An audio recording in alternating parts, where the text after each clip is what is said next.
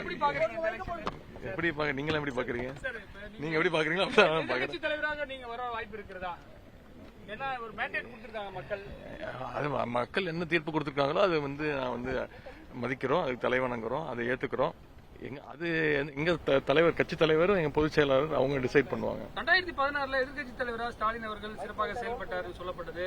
உங்களுக்கு ஒரு வாய்ப்பு கிடைக்கிறதா சொல்லப்படுது.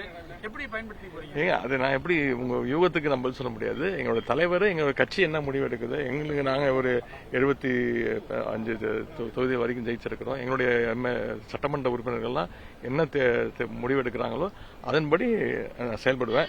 எனக்கு சேப்பாக்க திருவல்லிக்கேணி மக்கள் எனக்கு மீண்டும் வாய்ப்பு கொடுத்திருக்கிறாங்க. அவங்களுடைய நம்பிக்கைக்கு பாத்திரமாக என்னுடைய பணிகள் சுய பரிசோதனை செய்ய வேண்டிய தேவை ஏங்க, திமுக பார்க்காத தோல்வியும் கிடையாது, திமுக பார்க்காத வெற்றியும் கிடையாது. எப்பவுமே சுய பரிசோதனை தேவைதான். பார்ப்போம், இது மக்கள் இந்த முடிவு எடுத்திருக்கிறாங்க, அதை அக்செப்ட் பண்ணுவோம். ஆனா எங்களுடைய கடமையை நாங்க மக்களுக்காக செஞ்சுட்டு தான் இருப்போம். இளைஞர்களுக்கு அதிகப்படியான வாய்ப்புகள் வரக்கூடிய காலத்தில் கொடுக்கப்படுமா சார்? ஏன்னா நிறைய பேர் கேட்கறாங்க.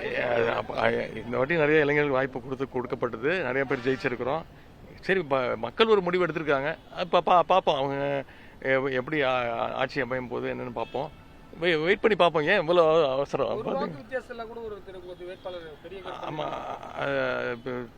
நீதிமன்றத்துக்கு போவதற்கு தலைவர் அவர்கள் ஆலோசனை நடத்தியிருக்கிறாங்க. பார்ப்போம் என்ன நடக்குன்னு பார்ப்போம்.